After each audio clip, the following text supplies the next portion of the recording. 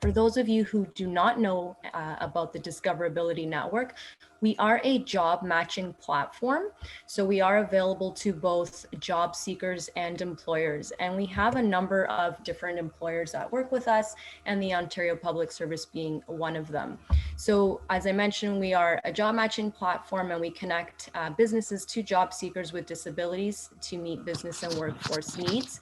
We also provide free training on disability, inclusive recruiting, disclosure, accommodations in the workplace, and many other topics that can be customizable. And then we also offer networking events as well to connect job seekers with employers. So similar to what we're doing today, we do this with many other organizations and schools as well throughout the year. So if you do not have our contact information, you can take down our site. We will be sharing this afterwards as well with all participants so that you can know how to reach us and how to locate the Discoverability Network online as well. So I'm going to do a brief intro now before we pass it over to the Ontario Public Service. So as I mentioned, we do have special guests. We're very thrilled to be joined by representatives from the Ontario Public Service, and they're going to be speaking to you about two of the province's flagship student and new professional programs. So these two programs are the Summer Employment Opportunities Program and the Ontario Internship Program. These programs provide students and recent graduates with paid full-time employment opportunities that cover a wide range of career disciplines and interests. Positions offered through these programs provide students and recent graduates with opportunities to develop new skills, set career goals, and grow their professional networks while learning more about the Ontario Public Service. You will learn more about each program, including eligibility criteria and how you can apply during the presentation. So without further ado, I'm going to turn it over to the folks from the OPS who are very eager to speak to you about the student and new professional programs. Hello, everybody. It's a pleasure to be here with you today to kick off today's presentation. My name is Karen Alexanian, and I work in the Student Employment Unit, which is in the Treasury Board Secretariat. And we administer the Summer Employment Opportunities Program, or SEO, as we'll likely refer to it throughout the presentation, on behalf of the OPS.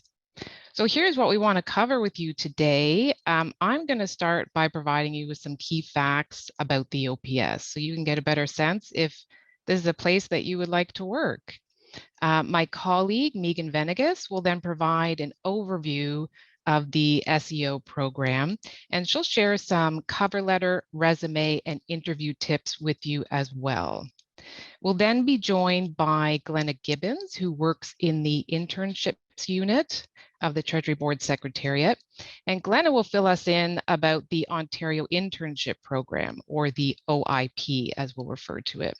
And she'll also provide you with some advice about how you can successfully navigate the OIP application process.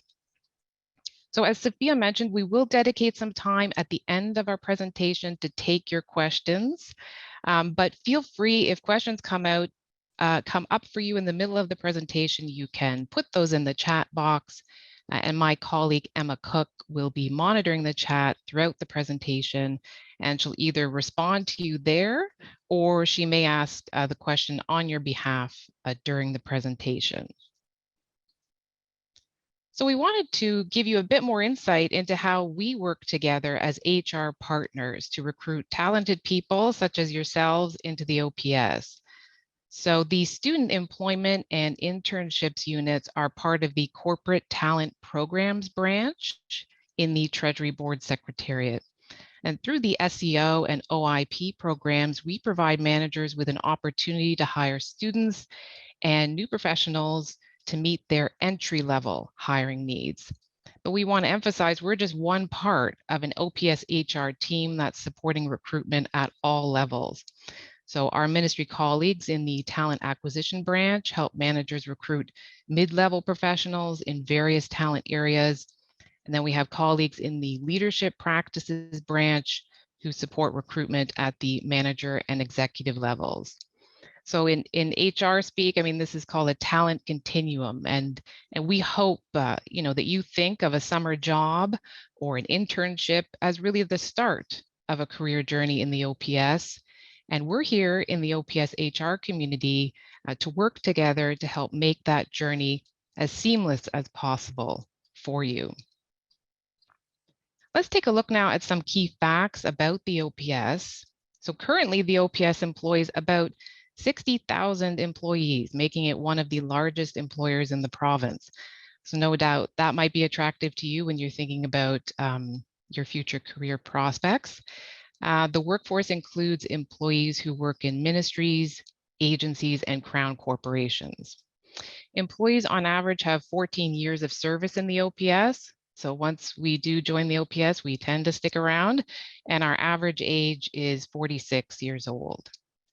There are many reasons why the OPS is considered an attractive employer, and we've outlined some of those reasons for you here. Certainly, probably top of that list is the competitive pay, benefits, and pension plans. There's also a focus on making sure employees have an opportunity to learn and to develop. If you join the OPS, you may be paired with a mentor, for example, someone on your team that can show you the ropes, so to speak. You'll have access to a catalog of online courses on a variety of areas. There's also many employee networks that you can join. Networking is certainly a great way to navigate throughout your career. And one of those groups I'll highlight for you is called TOPS, or Tomorrow's OPS. It's sizable. It has about 6,000 members across the province. It's really active. So it's focused on fostering an inclusive culture of engagement, learning, leadership, and professional development. So you'll have access to that if you join the OPS. The OPS is also committed to ensuring that our workforce reflects the communities that we serve. And it's undertaking a number of activities to help build a diverse, inclusive, accessible, and anti-racist workplace culture. You can read more about those commitments by checking out the OPS Diversity and Inclusion Blueprint and the OPS Anti-Racism Policy. Both of those are posted online, and we can provide links to those for you in the chat. The SEO and OIP programs help to support that OPS-wide commitment to diversity, inclusion, and accessibility. And one of the ways we do that is by sending out surveys at the application, hiring, and exit stages of recruitment. And those surveys provide you with an opportunity to fill out socio-demographic information. The survey is voluntary, but we do encourage you to fill it out, as it enables us to get a better idea of just how diverse applicants and program participants are. And it enables us to gain greater insights that we can then use to improve our programs and to make them even more inclusive. We also want to underline for you that the Government of Ontario is an equal opportunity employer and has a legal duty to provide accommodation throughout the recruitment process and in all aspects of employment as required under the Accessibility for Ontarians with Disabilities Act and the Ontario Human Rights Code. There will be information about how to request a disability-related accommodation on the application. And if you require specific accommodations to participate in the interview process or to complete your work duties, you can speak with the hiring manager about that, and they'll ensure that you receive the accommodation that you require. We have a link as well with more information about OPS hiring policies and accommodation processes in the presentation, and as well we can pop it into the chat for you. So I will hand the torch, so to speak, over to my colleague Megan, who will walk you through now the SEO program. Okay, thanks, Karen. Hi, good morning, everyone. So my name is Megan. I work on the Summer Employment Opportunities Program specifically. So Nicholas, you had a question about summer employment. This is summer employment. This program is really specifically that. So we offer summer work experience to students, so either high school or post-secondary students, and also to very recent grads. So people that have graduated within 6 months of their start date. So let's say if you've graduated by December of 2021, you would be eligible for next summer.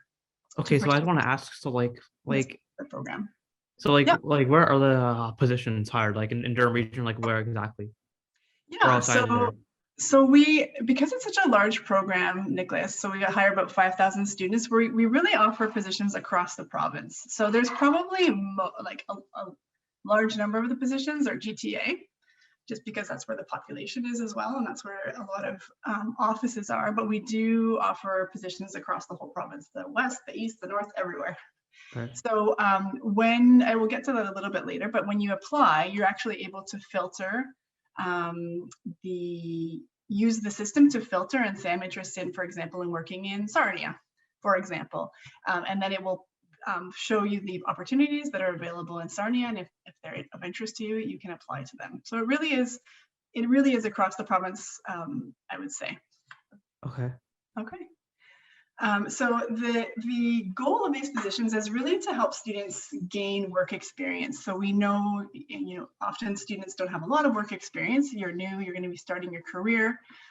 So it helps you gain work experience, gain skills, and also put into practice the skills you've learned and gained through your studies. So we really see this, as Karen mentioned, as a starting point for your career. And so a lot of people, we know many examples of people that have started working as summer students and have stayed in the OPS and have moved up. So we'll just go to the next slide. So the program has 3 main objectives. So the first of them, as I mentioned, is really youth development. So providing opportunities to learn, grow, and also to contribute. We really contribute to the province of Ontario. There's many things you probably see in your day-to-day life that are, from the Ontario Public Service. You would be working in either agencies or in ministries, and we do have some ministries that finance positions through community organizations as well. Another goal for the public service is really to help fulfill operational staffing needs. So some examples I can think of would be Ontario parks. So if any of you are campers, when you pull into an Ontario park, the people at the front gate pretty much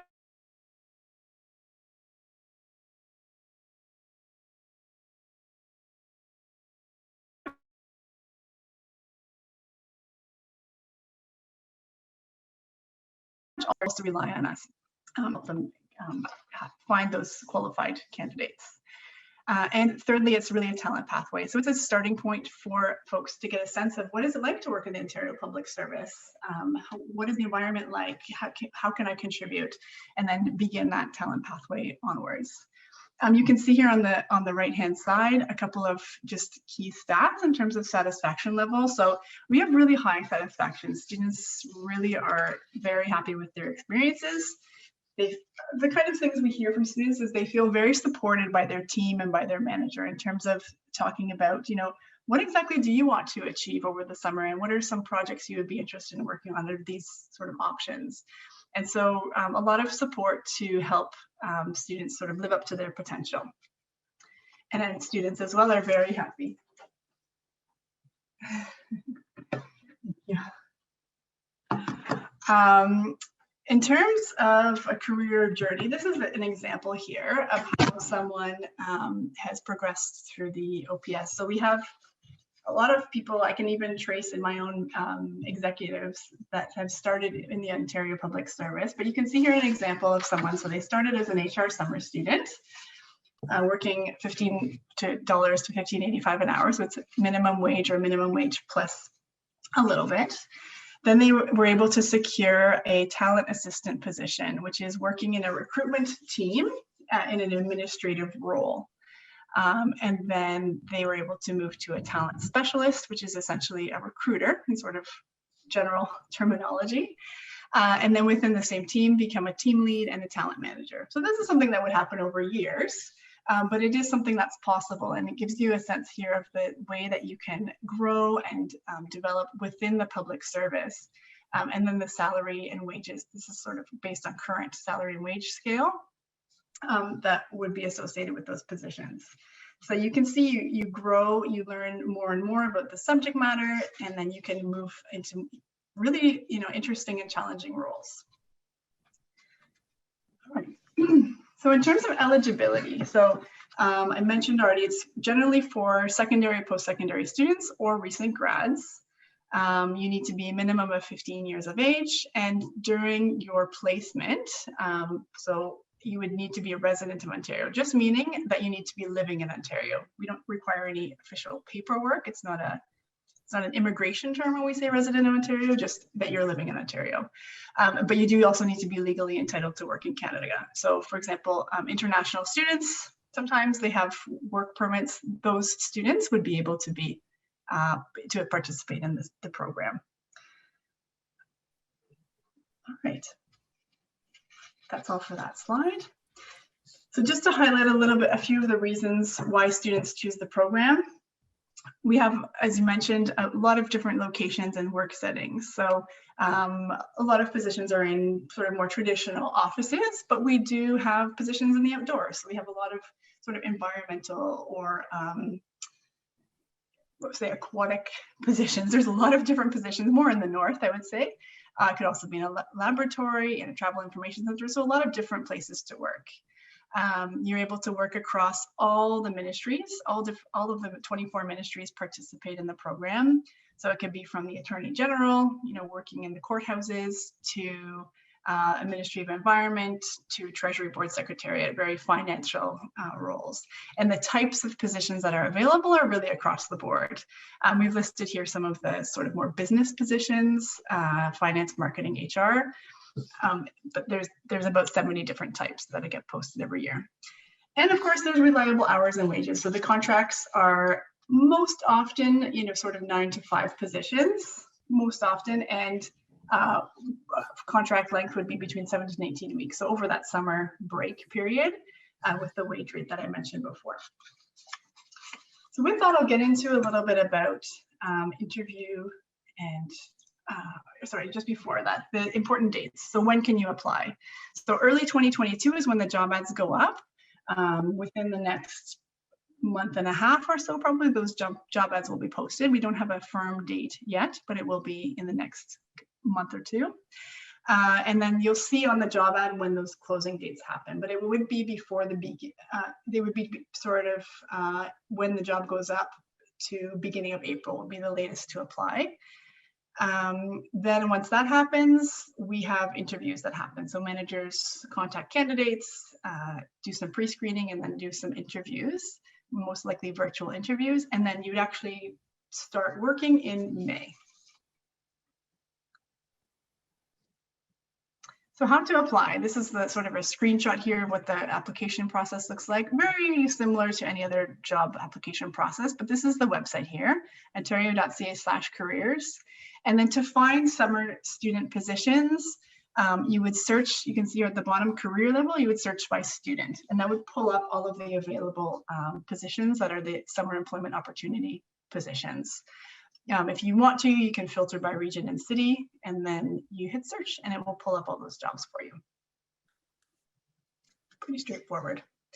The things we collect from you when you apply are also pretty straightforward. We do look at French language skills because some positions do require bilingualism, so that can be an asset.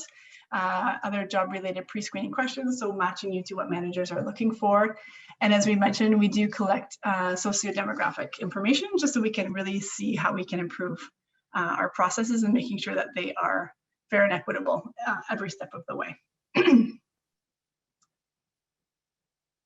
So in terms of resumes and cover letters, we've got a couple of resources that are available that really give you insight into what an Ontario Public Service resume could look like. So they're available on our website, giving you an idea of cover letter and resume. When you address a cover letter and when you apply, you're not going to be able to see the ministry you're applying to. You're going to see the job type you're applying to, but not the specific ministry. But if you have an interest in working in a particular ministry, that's where you would list it in the cover letter.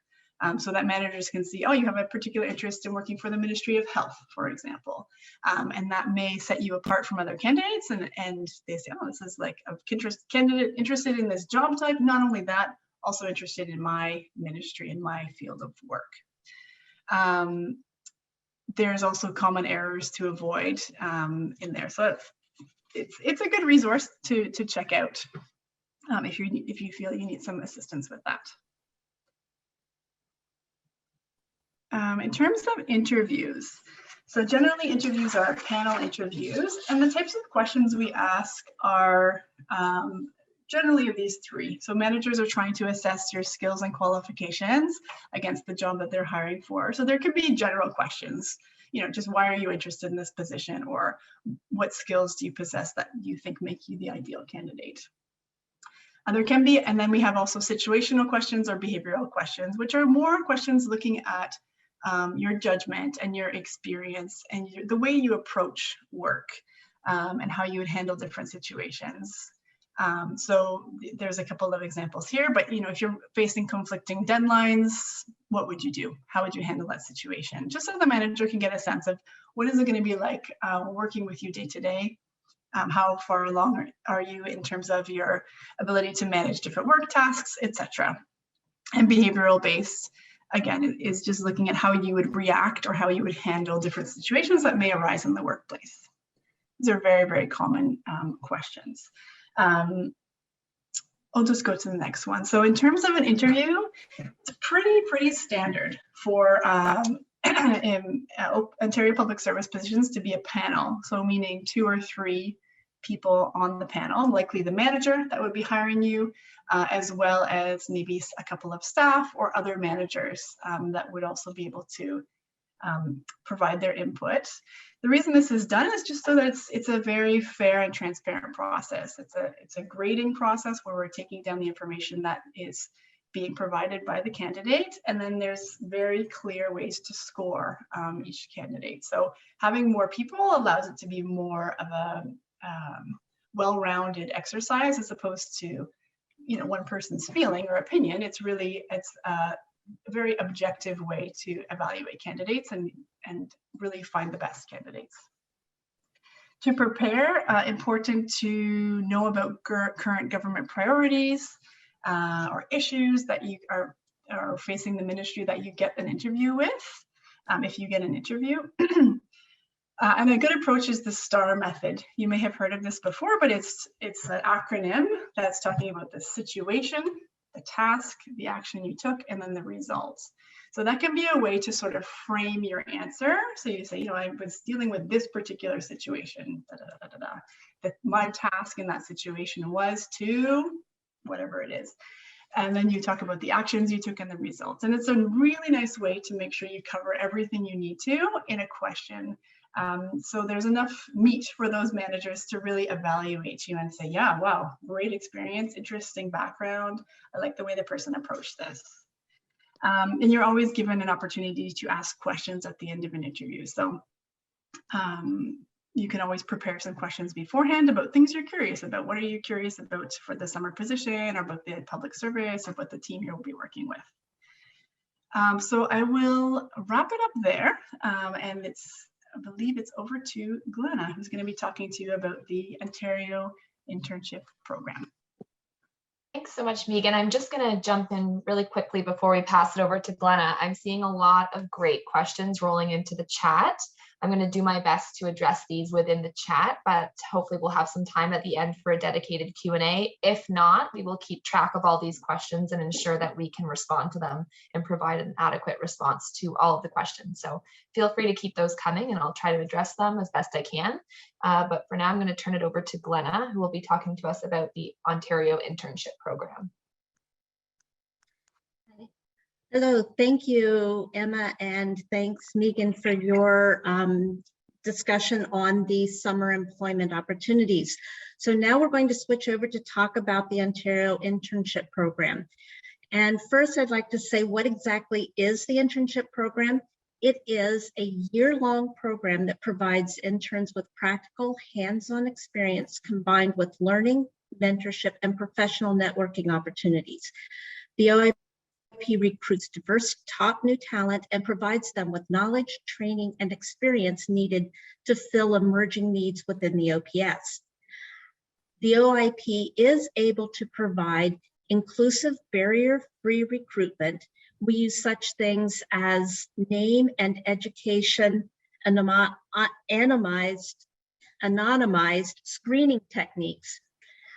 We match interns to a one-year placement that gives them relevant experience within their functional area. And we fully support interns to accelerate their learning by providing wraparound supports throughout the year. And of course, our goal is to help interns stay in the OPS. So we offer career supports to help land that first exciting position. And 2022 marks our 23rd anniversary of OIP, and we've offered over 2,100 interns the opportunity to gain that experience and to continue working in the OPS. It is a very well-respected program and has a great reputation in the Ontario Public Service. The next slide. So the internship offers 7 focus areas. We have business and financial planning, communications, human resources, information technology, and there's some subgroups within that, labor relations, policy development, and program and service delivery.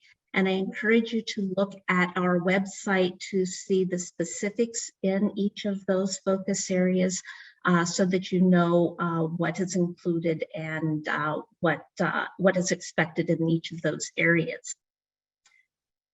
So just a brief overview of our recruitment process and our timelines.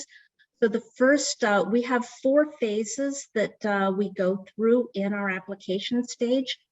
The first is our application, and that will open this next coming Monday on January 17th, and it will be open until February 18th. I'll go into more details on each of these phases, so this is just a high overview of them. The application has 4 questions about your skill, your knowledge, and your experience, all of which make you a best candidate in the OIP. And those who are successful at the application stage will be invited to attend a written test, and that will happen in March of 2022. And successful candidates from there will continue to the interview stage, which will be in late March or early April. And those who are successful through the interview or all 3 stages will be offered a job offer. And then once the job offers are made, then we will match you to a specific position. So one thing that is different from OIP and SEO is that we are hiring into a program area, not a specific position at the initial stages of the application. So we also do not use a resume or cover letter in that initial screen. We are using the 4 application questions that are on our application process. Okay, so, and again, you're all probably very interested in our eligibility criteria.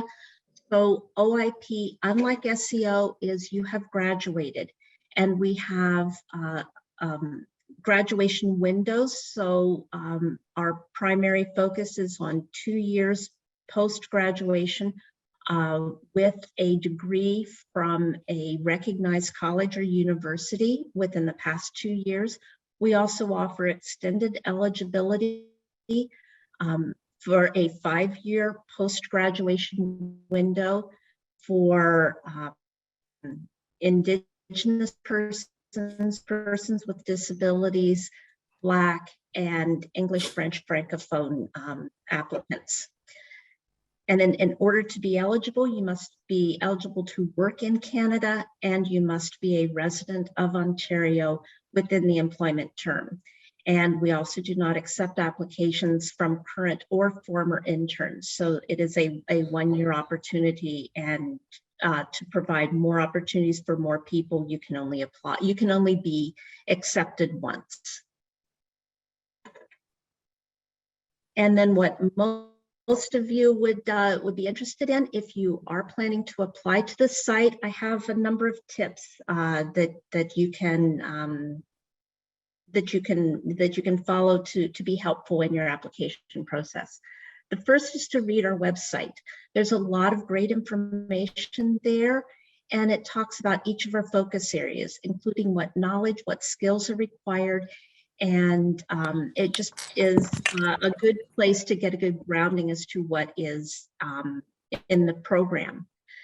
The second tip that I have is to do a self-assessment of yourself. Do a reflection. List your skills, your knowledge, your experience. What are your interests? And then you can align those two together to see which focus area aligns best with your skills and abilities. When you apply to OIP, you can only choose one focus area to apply to. So it's really good to do this self-assessment first before you get to the middle and go, oh, gee, what is it that I want to do? It'll give you a really clear understanding of where it is that you would fit best. And our third tip is to apply early. Now, the other thing that may be a little bit different about the OIP application is that you set up an account when you apply to the program. So I encourage anyone who is considering to apply to go in early when the application system opens and set up that account. That will allow you to get to the questions, and so you can take them away, think about them, take your time to reflect and write the responses that best reflect you and cover everything you need to do. You do not need to submit your application when you first log on. So this is one place where you can leave and come back later to complete your application. And our fourth tip is to take your time in completing those, responding to those questions. We want you to make sure to use professional language, use complete sentences, be clear and concise in your communication. And we do have a word limit, so you have to be very careful of the words that you choose so that you're able to communicate everything you need to communicate within the space that is provided. I also encourage you not to give too short of an answer, because if the answer is too short, we don't have a fulsome picture of the example that you are giving. And we do want you to include examples. So if you give an experience on a job, we don't want a laundry list of job duties. We want to know how some examples of what you did and how the work was completed. And a final tip here is to proofread your answers. Make sure that they make sense to you after you read them. If you're somebody who wasn't part of that experience and I read it, would I understand what was being said?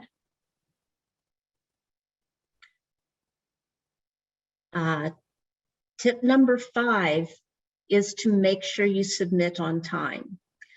And I said, you go in early, you set up your account. The back end of this is we do have a hard close at noon, and it will be February 18th this year. Doesn't mean 12:01. Doesn't mean that if I hit submit at 11:59, that it will be received on our server by noon. So make sure that when you do have your application and it is being considered, that you submit well in advance of that noon deadline, so that if there's a long queue of a lot of people applying, you don't get put in the back of that queue and your application doesn't hit our server. If it's not on our server by noon, it will not be accepted. And you can't edit your application after you submitted it. So be sure that you give yourself enough time to read those responses and to make sure that you're satisfied with your responses, and then hit it in enough time that we receive it in plenty of time that it will be accepted. Tip number 6 is to ask for accommodation. If you have an accommodation or accessibility need, don't be afraid to ask, whether that be at the application stage or any of the other stages that we go through. We do have a duty to accommodate, but we also want to make sure that everybody has a fair and equitable experience within the program. So if you need accommodation, again, don't hesitate to ask for it.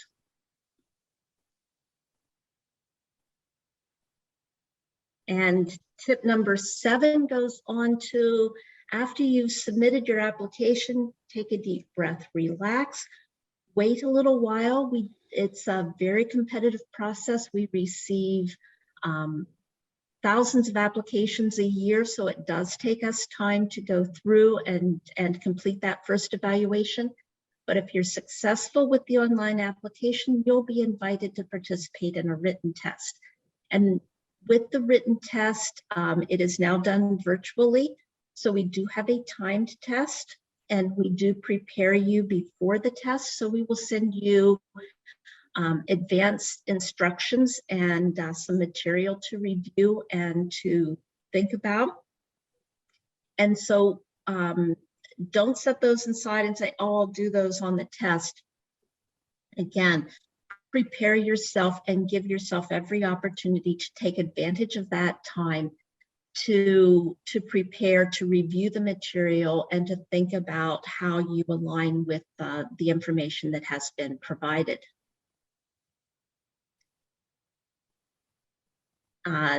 Tip number 8 is during the written test, you will receive an email with the instructions. It will be a timed test. So we encourage you to make sure you are in a location that has a reliable internet connection throughout the time period, and to review the instructions and to space yourself on the time to make sure that you have completed all of the information required and are able to submit it within the time period that is allowed.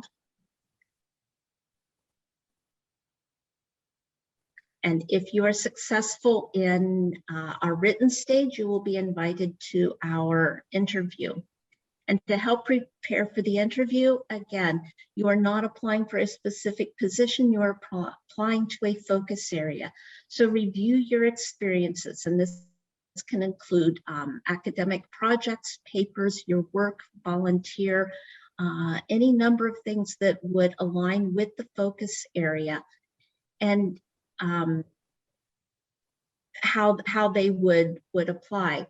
We also have another pre-interview assignment that will be sent to you for you to complete and to follow up on during the interview process. And finally, during the interview, a lot of the information which Megan provided, that applies as well to the OIP interviews. We do have an interview panel to get a more rounded viewpoint of responses. But we also want to recognize your individual efforts when doing an interview. So if you have worked on a team, what was your contribution? How did your contributions advance the team's efforts? And keep your answers concise and structured. Megan pointed out a STAR method on preparing for interviews. Another way that very similar process, but it's called the PAR method. And that is, again, it's looking at what problem did you face, what actions did you take, and what were the results that you received. And for all of our interview pieces, it's that results piece too. If you don't get all the way through to the result, you haven't given a complete answer. So practice with some questions that you think we might have so that you can frame those different pieces. So set up the situation, what action did you take, and what were the results? So now I've talked to you a lot about the application process for the internship. What are some of the benefits to being an intern?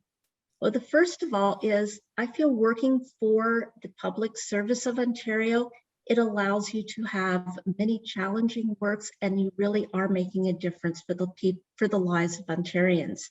You gain great marketable experience that will help accelerate your career. You have an opportunity to connect with a lot of professional communities of practice either within your focus area, or Megan had mentioned TOPS, which is Tomorrow's Ontario Public Service, which is a great networking organization to work with. And within OIP, you are assigned a mentor in your workplace that will coach and mentor you throughout your placement. And you also receive support from the internship program through the program consultants. We each focus in on focus areas to help support them throughout their internship year. And finally, one of the benefits of becoming an intern is our success rate. Many of our interns remain within the OPS. Over the last three years, we have a 94% retention rate. And within the cohorts that entered in 2019 and 2020, 96% of those interns have remained employed in the OPS following their internship. So with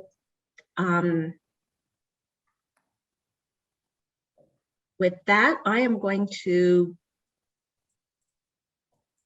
turn the slides over to Emma, and Emma has been monitoring our chat for a question period. Thank you, Glenn. Sorry about that. A bit of a lag on advancing the last slide there. But I just want to thank both of our presenters today for discussing some key information about the Summer Employment Opportunities Program and the Ontario Internship Program. We could talk about these programs for hours and hours, so we were challenged to condense this into an hour, but I do want to go over quickly some of the links and resources available to you before we open it up to questions. So to reiterate, we will be ensuring that you receive a copy of today's presentation. It has a lot of helpful links and resources embedded that will address many of the questions that I see rolling into the chat. So for instance, on this page here, we've linked the website for the Summer Employment Opportunities Program, as well as the Ontario Internship Program. So I would encourage you to access those resources once we share the presentation out. So recognizing that we've got about 10 minutes left in this session, I do want to take this opportunity to open the floor to any questions. So thank you, Megan and Noor and Karen, for going through the chat and answering questions. I know that they're still rolling in, but if anybody does have a question and they would like to unmute themselves and ask it to the panel, then I'll welcome you to do so now. Okay, so I just want to say that, like, I did send an email to SEO about this because, again, I know the meeting's ending soon and there's probably a lot of things I could ask, but again, I sent the email and I'm sure someone on your team will explain it again, right? Yes, of course, of course. So thank you for that prompt, Nicholas. Exactly. So we've linked, or we've provided emails for both programs. So if you do have questions and you want to reach out to us, you're more than welcome to send an email to either the SEO email or the OIP, and we will answer your request promptly.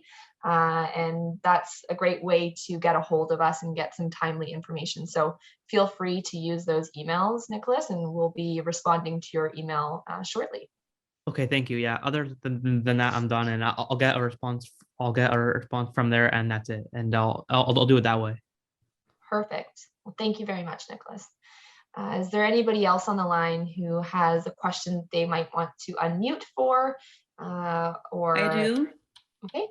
Is it okay? I'm a little confused. It says it's going to be opening up in a month, but is a bit, that's vague.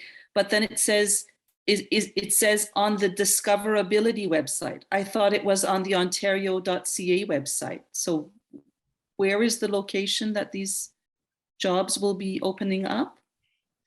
That's a great question, Monica. So perhaps, Sophia, you can explain the back-end mechanism of how you share our opportunities. So that might provide a little bit more information on how you will actually access our job postings. So I'll let you go through that, Sophia.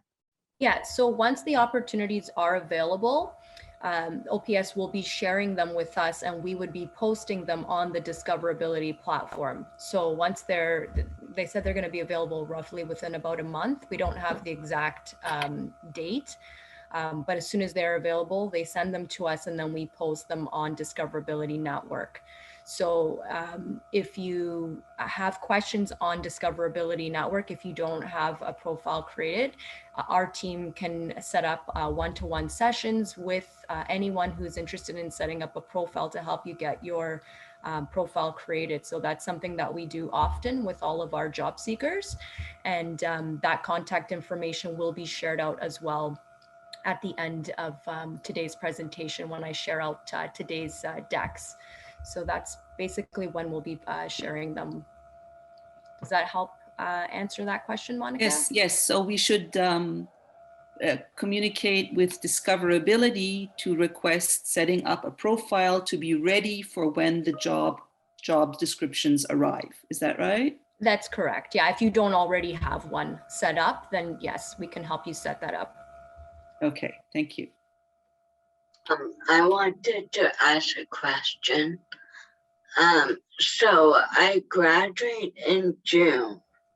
Could I apply within 6 months after June, or is it just for is this just for if you want to apply within the next month? So I believe your question is focused to the Ontario Internship Program. So Glenna, would you be able to address that question about eligibility for the internship? Yes, Emma. So if you are graduating in June of this year and have met the application or the requirements for graduation this spring, you would be able to apply when the application opens in January to the internship this year. You would also be able to apply the following year, but I know you're most anxious for this year. But again, when you talk about the 6 months, if you would like to work over the summer, you would apply for the SEO positions when they are posted this year while you are completing your education. Okay, thanks.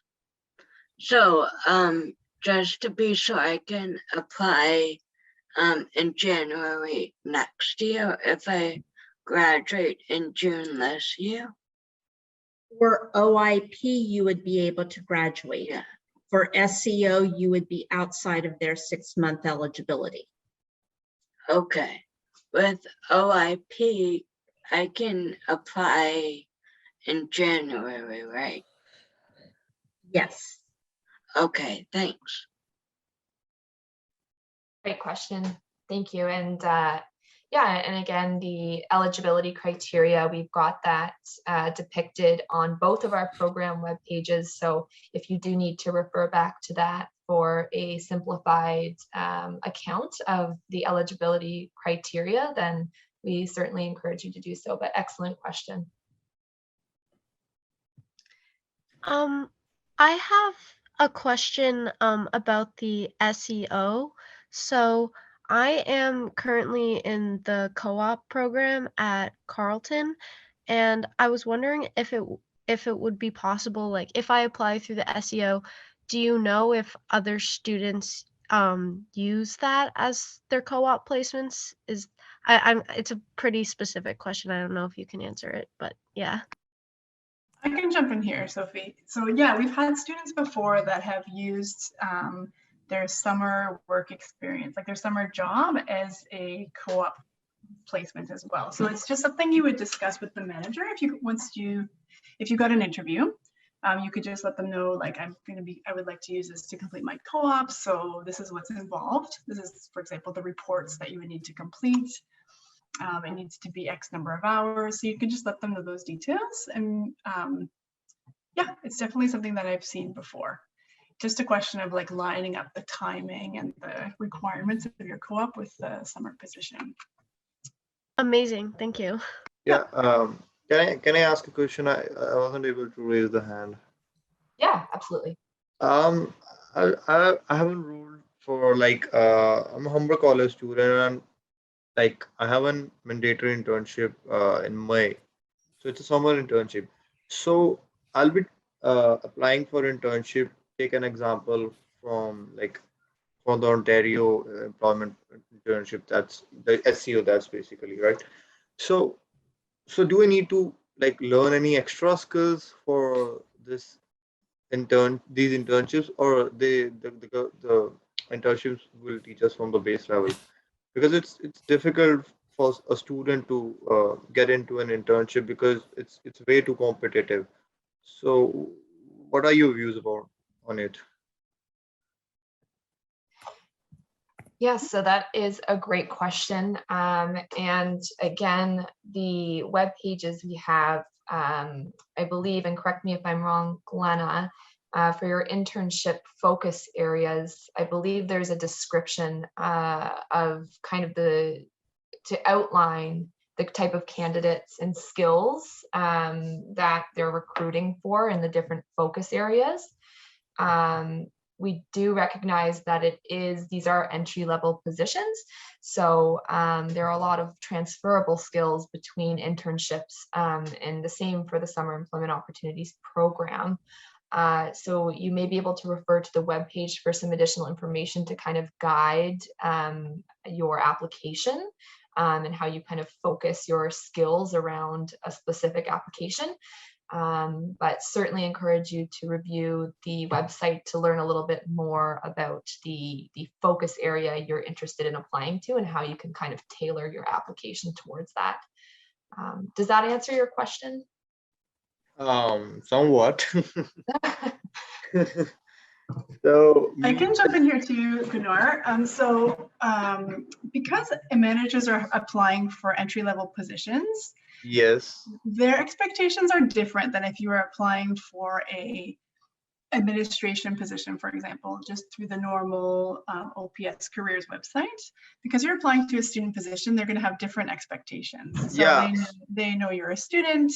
And so they'll be asking questions too that are like, can you explain to me how you balance your schoolwork, and how do you manage to get everything in on a time? So they're going to be looking for skills and experiences that are student-based, right? Rather than a mid-level career experience.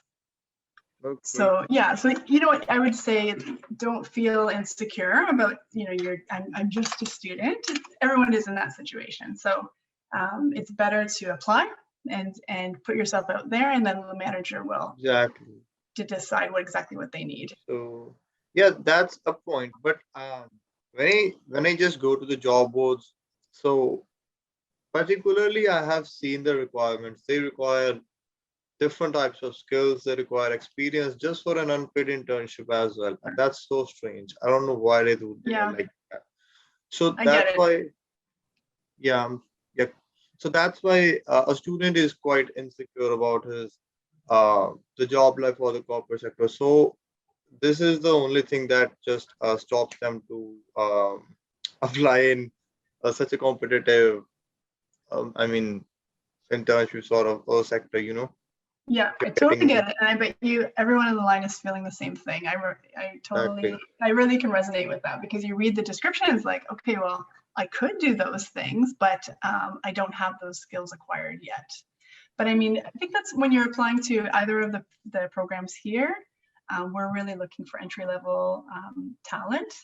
And so we know there's going to be development involved with the students that come through the program. So yeah. Thanks for the question. Good question. And I'd like to add something else on your progression from whether you're a student applying for SEO or whether you're applying to OIP. Again, we are looking for those entry-level skills. So we're not looking at vast amounts of experience, but they are competitive positions. We do get a number of applications.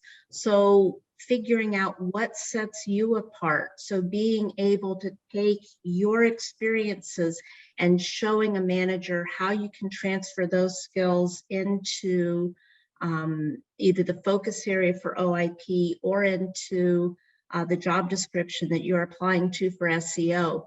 That is what is going to stand you apart from the multitude of applications. So don't, you're only competing against yourself in all of these jobs.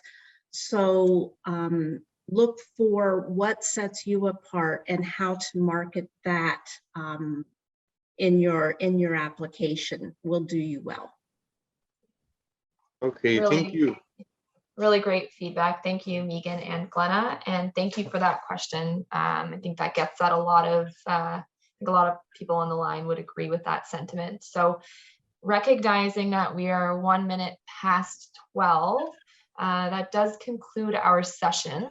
However, as I mentioned, we will review some of the questions that came through the chat that we may not have been able to get to, and develop responses for those. Again, if you didn't get a chance to ask a question, whether on the microphone or on the chat box, please feel free to reach out to us through our emails that were provided on the final slide. You will be receiving the presentation later this afternoon, so you will have those links. But I do just want to say a huge thank you to our folks over at the Ontario Chamber of Commerce for setting this meeting up. We are thrilled that you invited us to join, and it was a pleasure to talk to all of you this afternoon. So thank you very much, everyone, for joining. And if there's anything else, I'll turn it over to our folks at the OCC, but that's it for us over at OPS. So thank you, everybody. Thank you so much, Emma, and thank you to everyone from OPS for joining us today. It was such an informative presentation. Thank you to our ASL interpreters, and thank you so much to all the job seekers who've joined today. We had some great questions coming in, and we really look forward to having these jobs posted soon.